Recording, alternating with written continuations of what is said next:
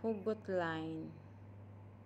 Ano yung mga bagay na dapat natin matutunan sa love?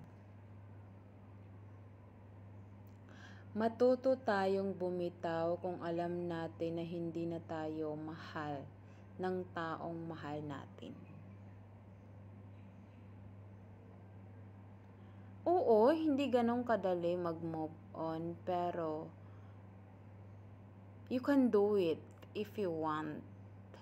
Kasi wala naman makakatulong sa'yo kung hindi mo tanggapin kung ano yung nangyari ngayon.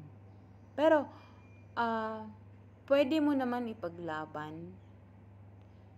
Pwede mong ipaglaban. Pero kung feel mo na nasasaktan ka na at hindi na masaya yung partner mo, ibigay mo na lang sa kanya yung kalayaan niya, kasi ang taong totoong nagmamahal is binibitawan yung taong mahal niya.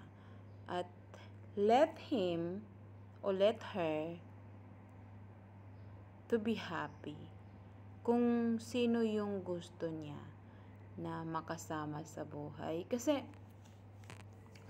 kung hindi mo kasi bitawan is ikaw lang din yung masasaktan sa huli. Kasi kahit anong gawin mo, kahit anong